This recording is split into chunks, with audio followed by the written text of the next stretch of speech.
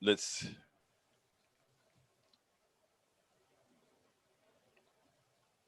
okay.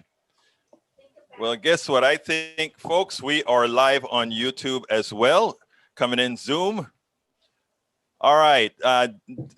We are here on Zoom live as well, Danny. It's very important.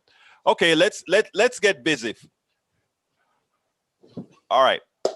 Welcome to another edition of Politics Done Right. This one we are doing live. As you guys know what has happened in Alabama, we were supposed to have a new union in Alabama for the Amazon workplaces. It didn't happen. There are various reasons why it didn't happen. So my thoughts were, how can I find out exactly what's happening in the psyche of people that would have them not see the necessity when going up against companies like Amazon, that in fact we do need a union? How best to answer these questions than to speak to a former union head? Today we are honored to have Danny Fatanti. Danny Fatanti, welcome to Politics Done Right special. How are you doing today, sir? Good, very good today. Danny, let him ask questions. Okay. I'm doing good.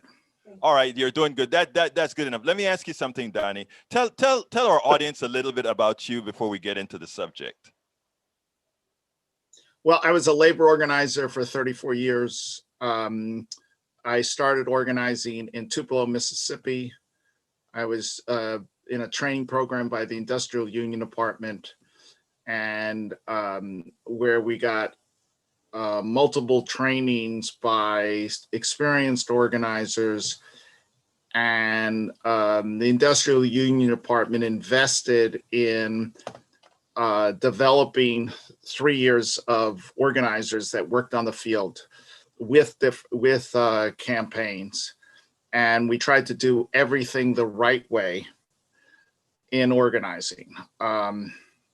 So, for example, we emphasized gathering up information before you have an open campaign, so you know everything about the workforce, and that you know who the social leaders are in every group. In the South, especially Mississippi, it was important to pay attention to race relations, so that you involve whites and blacks, no matter what the ratio was. You had to have folks from both groups on your organizing committee. And then build an organizing committee where the major form of communication with workers was through the organizing committees talking to people in their departments. My first campaign, when I met with a group of workers who had been involved in 2 previous losing campaigns, I sat down with folks and they were all white. And I knew the plant was about 40% black. I said, we're the African-American workers. And they said, well, this is our organizing committee we've had for the last 2 campaigns. And I explained, you lost both campaigns. So I want representatives, the most respected black workers from each department, to show up at our next committee meeting. And they said, well, this is the way we've always done it. I said, well, we're not doing a campaign unless we have representatives from all the groups. And they said, well, why don't you go get them? And I said, no, they don't worry whether I want them at the meeting. They're going to worry whether you want them at the meeting. You have to go to your coworkers who are the most respected. After debate a little bit, they finally agreed to it. And our next committee meeting, we had people, a strong multiracial organizing committee. Now, let me ask you this, Danny. When this unionization effort started in Alabama, and we had the likes of Bernie Sanders going down to the plant to try to convince these people that that's in the best interest of the workers. Likewise, we had Biden giving them sort of a tacit support, encouraging unionizations. How could a program fail, and not only fail, but fail as badly as it did in Alabama? What is the genesis of the issue out there?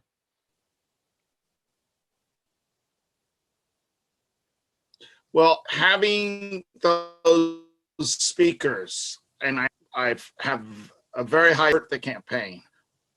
Every time you bring in VIPs and have them do something, you're emphasizing that the union is an outside force, people talking to people instead of people on the inside doing the work. We went to Bessemer, Barbara and I, a week before the election, and we went to the plant gate.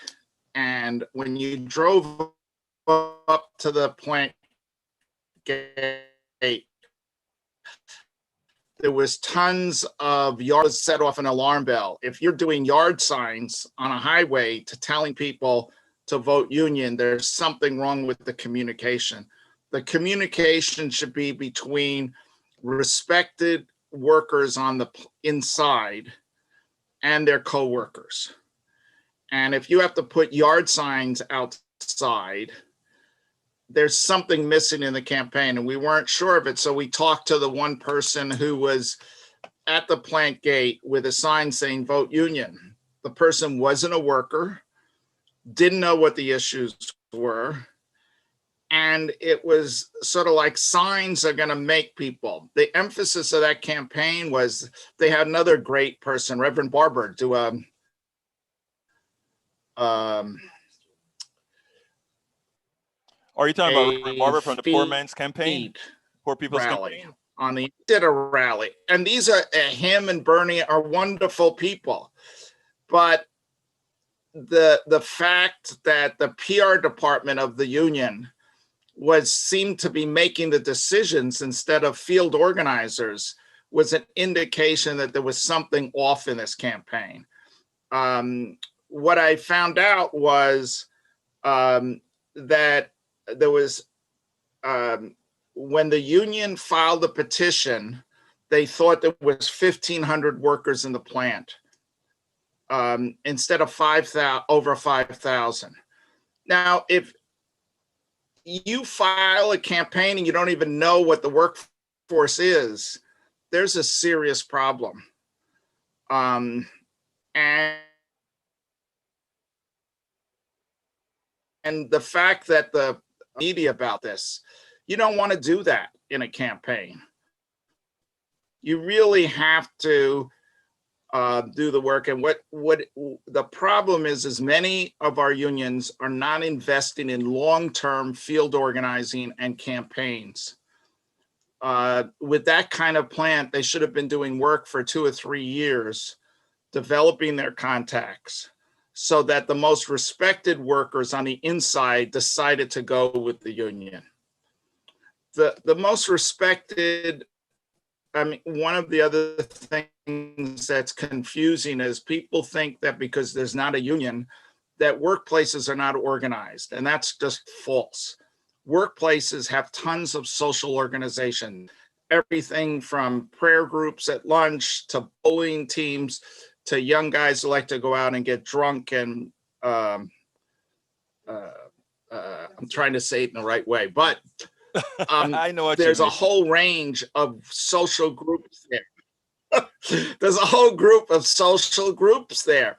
You've got to understand that. And if you spend the time, and in a plant like that, if we had spent the time working with the people in the plant, my understanding, it's written up in an article in the Nation, which I thought was very good, by McIlvaney, that the majority of the contact between workers and the union was done at the stoplight. People were spending all their time trying to talk to people when they stopped.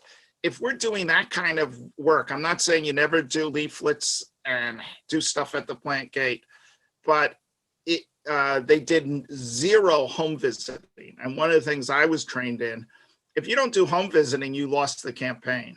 Right. Because go ahead, I'm sorry, go ahead. So let me ask you, Danny, are you telling me then that that there's a good likelihood, because for everything that you're explaining so far and what you're saying has happened in Alabama, are you telling me that this may not have been something that happened organically, but really it may have been an external force trying to use this as a test template, and they did it in a very wrong way. In other words, they didn't make sure to get the right plant, the right, for lack of a better term, virus inside of the buildings with the workers that are actually there. Yes, no, absolutely. That most workers would rather be in an organization that improves their working conditions and is a force to stand up for their rights. I mean, there were real issues there, like the way they dehumanized people about them being able to take bathroom breaks. Right. The way they had the work sped up so fast that it literally broke down people. Right. That people in that situation would want to change the thing, but they have to feel a confidence in the organization that's doing it. And when the organization takes shortcuts, and this might not have been the fault of the actual field organizer that was on the ground. Maybe he wanted to do more work, but the union wanted a quick victory and a public victory. And as a result, the union took shortcuts. And at that point, real social leaders back away from the union, and then voters. So there was a lot of pro-union workers there that, in my estimation, did not vote, or even some of them voted against the union because they didn't think that the union drive was right. Now, when you file an election for a group of workers and you're so far off on the estimate of the number of workers, where the union thought there was 1,500 workers and it was over 5,000, the union should not have kept on going. What they did was run around and try to pick up more cards to meet the minimum threshold. The way the Industrial Union Department, the AFL-CIO, which is no longer funded, by the way, it had a very good program in Mississippi and North Carolina of doing long-term serious organizing, and budget cuts cut back on all of that stuff. And I think unions are making a mistake when you have accountants and public relations people making decisions instead of organizers. So you're saying, I think a lot of what you're saying. So that the Danny, I think a lot of what you're saying is that I mean, to some extent, you're making the case for many as far as the union needs to make structural changes before it actually becomes a force. It almost seems like the union became not the anti-corporation, but a corporation within its own right.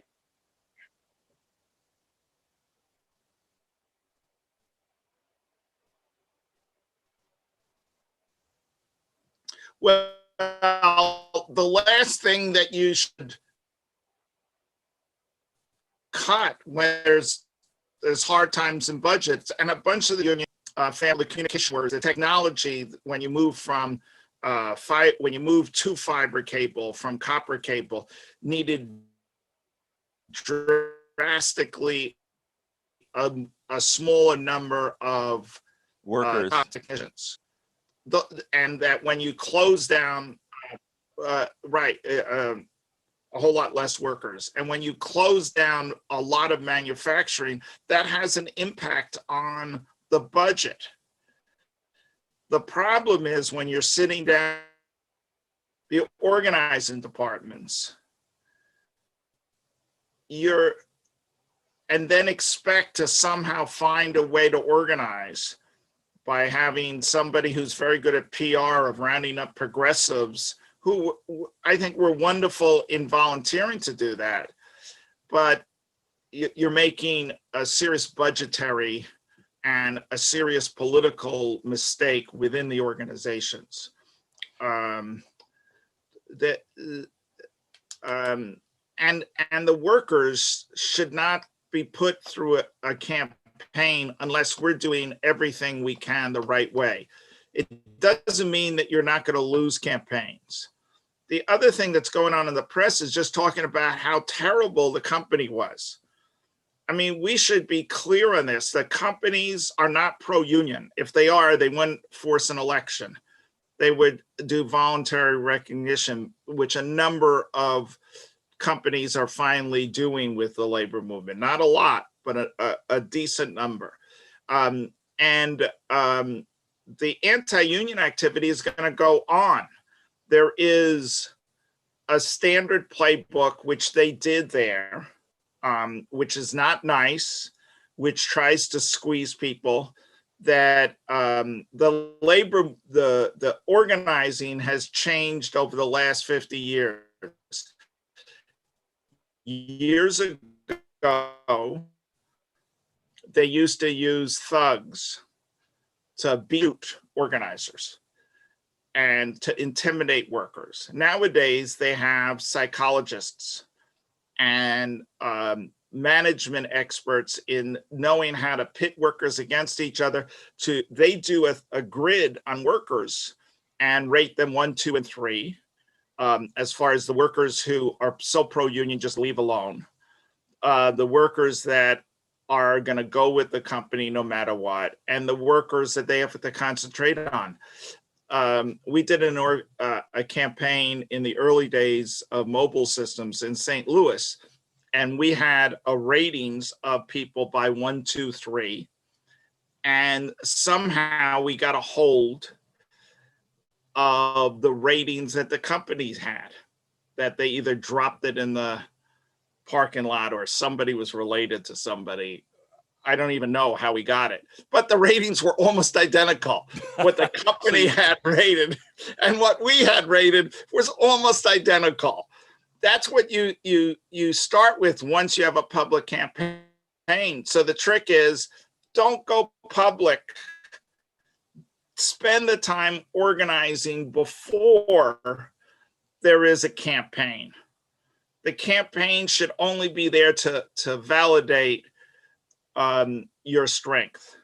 The other dynamic is that in organizing in the correct way, you spend a ton of time with workers telling them exactly what the company is going to do and discussing the issues they're going to raise, and you do it first. So what I would do is gather up all of, and I did campaigns for the steel workers, the International Union of Electrical Workers, and the communication workers. I would gather up all of the instances of union corruption. And I would do a session with the committee and handouts where they were supposed to go to all of the workers and talk about the union corruption. Now, what was good in most of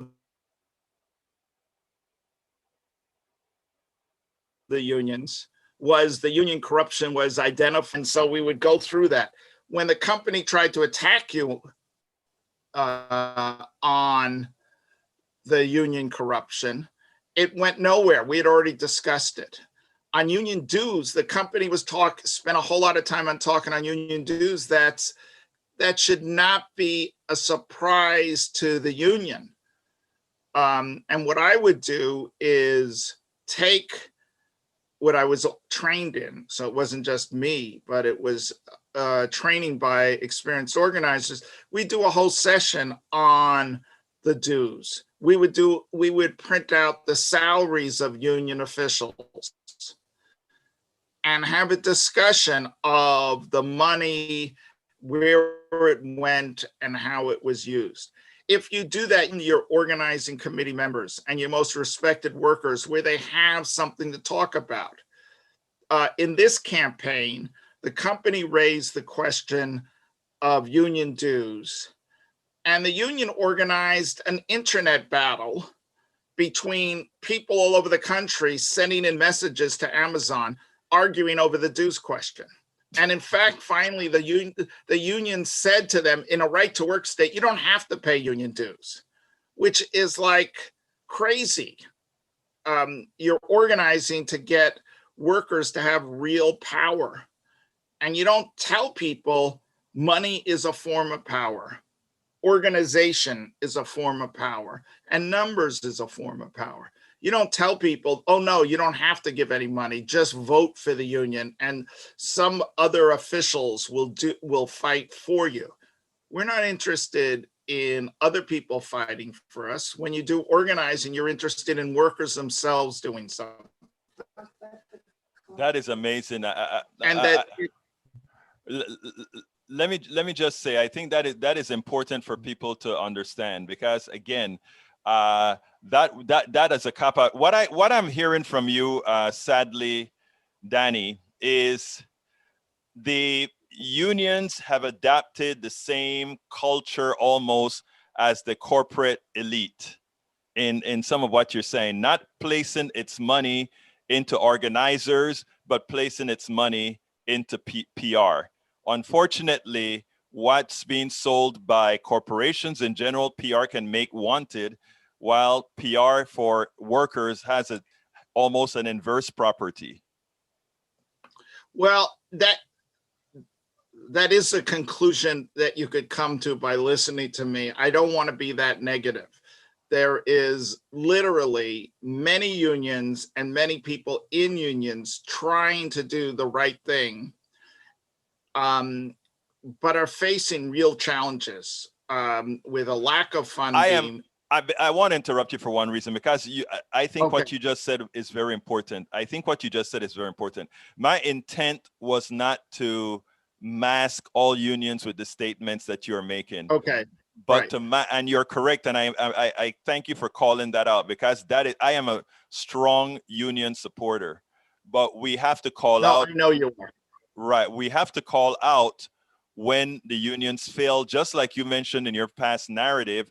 You put out, when you're starting to organize a new place, you put out a list of all the ills that the unions have done, so that it cannot be used as a hammer by the corporation when they're trying to say, look at what the unions have done here. I mean, just as well, we could say, look at what the corporations have done here. Actually, right. Isn't it true that the Chamber of Commerce is just a union for corporations? Isn't it true that the Metallurgical Association is just a union for metal companies who have metal interests? So, I mean, why is it that the American workers, the only thing that folks don't want to get organized? And you can continue there, Danny. No, I want to give an example. There was a call center in Austin, and it was under the name of AT&T Wireless. This was before Southwestern Bell bought AT&T Wireless. And it was actually owned by the Japanese telephone company, and they were paying for the logo of AT&T. And people were having one hell of a time trying to get them organized by all sorts of methods. So we did something that they had done in the 30s. We recruited young people to get jobs there. Both of my sons and my nephew went and applied there. Two of them got hired, and they got a bunch of their friends hired and other kids hired. And we built an underground organization within this 1,000-person call center for 5 years. Now, I had people above me saying, what the hell, it's taking so long. I mean, that was not the only thing I was working on.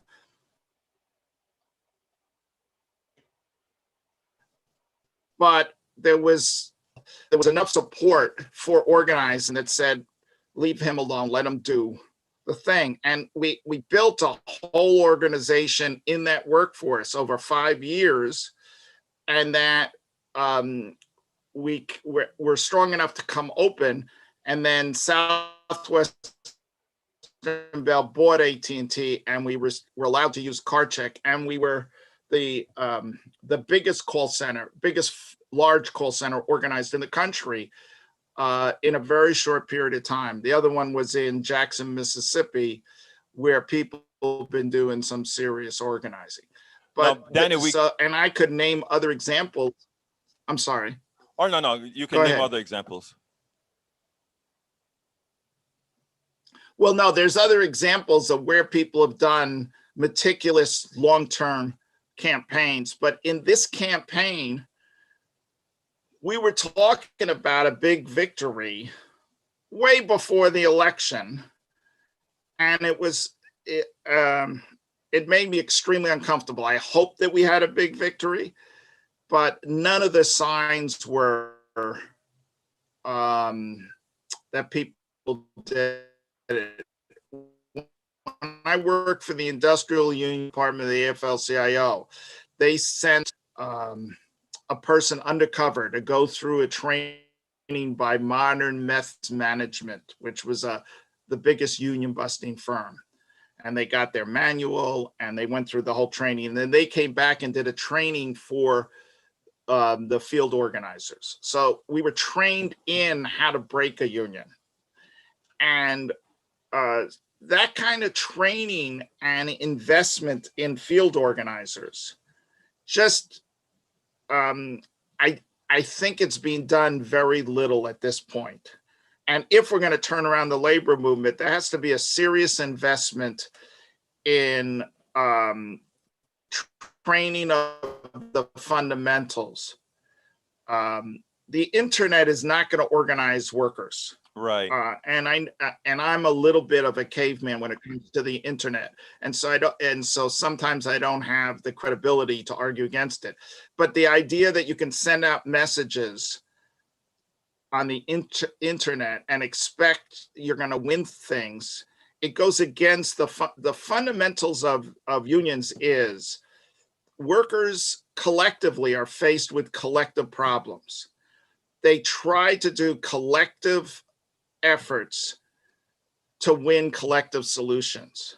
And go ahead. I think that is so important what you just said, because a lot of people think that and in fact, I think the union and what we also call the what kind of economy do we call it now? The go economy or the gig economy. I think it gives people a false sense of what a lot of you did in the past on organizing, and not realizing that, yes, the union can be, the internet can be an assistance to helping the union, but it's not a replacement for flesh-to-flesh contact. It's not a replacement for having true relationships, because true relationships is what people trust. Danny, I don't have much time left, so I want to ask you one specific question. Please explain to folks exactly what is card check. Okay, card check is a process where the majority of people sign authorization cards that say they want to be represented by the union. You have an agreement from the employer that they will accept when a majority of the people sign the cards. We had an agreement with Southwestern Bell that it took a hard fight. It took 5 years to win it, where the employees had the right to win recognition. Now, we had a clause in it that the date did not start until the earliest card we signed. So we would sign up cards before anybody knew that we were doing it, before there was an anti-union campaign, and then deliver it to the company. And we had 2 months to do it. The one card had to be 2 months within the other one. So these are cards for every employee that comes from the federal government, pretty much? No, we designed our own cards, but it's when you get the recognition, it is a voluntary recognition. The company chooses to not fight the union, and we were able to win it with Southwestern Bell at the time because we put a tremendous amount of pressure. It was during the 80s when there was a lot of deregulation. Now, what do they mean then, Danny, when they talk about the card check legislation? Exactly what was a card check legislation? That would, if we could get card check legislation, it would allow workers to be recognized by signing up the majority without ever having an election. You wouldn't need an election. The company would accept that. And there have been attempts at getting that through on the federal level. It has hit a brick wall because it's a very powerful thing. Right, because if the majority of the workers, you have an eternity to sign up to the majority of the employees to and then once you get that amount, that union has to be recognized. And there's no there is an anti-union campaign. As soon as they hear about you, they try to do it. So I think one of the most important things I want to say is, in union organizing, you should assume that they are going to try to clobber you. They're going to come up with every piece of dirt they can have on that individual union, on individuals, and run it at you. And if you do the preparation, which is called in union organizing inoculation, before the campaign becomes public, it's discussed in detail, being boring 3 months before the election. It's very hard for the company to make an issue of it the week before the election. And if union corruption is talked about, where we expose everything ourselves early on, then it is extremely hard for the company to try to come up and say corruption. Everybody says, oh yeah, we know about that. The organizer told us all of that. We got the paperwork on that. And it totally frustrates the union busters. But in this campaign, they were able to pick the timing of when the issues were discussed. And that's, if they control the timing, and if a union's doing the organizing, we should control the timing. And we have the ability to do it if we do a process which is called inoculation, which is letting people know all of the downsides of the union, and then talking about that together, working together, you can make a difference in your workplace. Not that a union representative will save you. Workers don't want a savior. They want the ability to have some sort of power and influence over their lives at work. We spend well over 50% of our working hours. Most workers don't work a 40-hour week. They work a lot more. Absolutely. And they would like some sort of control. If you wanted to go take a piss, I don't know whether you could say that on the air. Yeah, you should be allowed to go take a piss. Long-term adult workers understand that, and they have a respect for themselves. They put up with a lot of crap from the company, so they know what they're used to doing. But people will stand up if you emphasize building organizations and don't emphasize public relations. Let's end it right there. Danny Fatanti, former union organizer, former head of several organizations. Thank you so kindly for having been on Politics Done Right, my friend. We know when we have these